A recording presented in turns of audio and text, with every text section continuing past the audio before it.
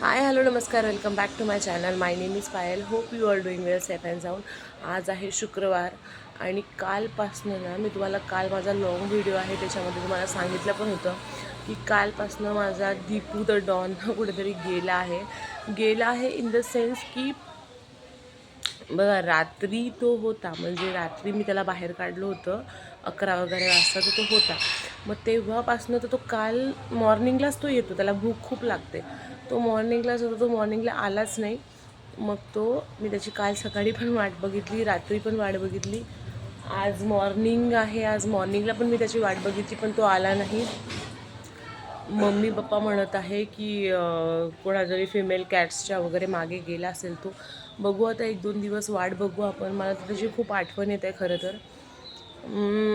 आणि माझ्या सिम्बाला पण खूप आठवण येते आहे. काल तर आम्ही त्याला टेरेसवर शोधायला गेलो होतो दोघंजणं की तो आहे का, पण टेरेसवर तो नव्हता. कदाचित असं पण होऊ शकते की तो एक मोठ्या बोक्या येतो इथे. माझा डिप्पू 1 वर्षाचा आहे पण एक मोठ्या बोक्या येतो आणि त्या बोक्याला तो सारखं घाबरतो. मग त्याला घाबरून पण तो कुठेतरी गेला असेल. तर बघू तो आता आला तर मी तुम्हाला तसं सांगतेच.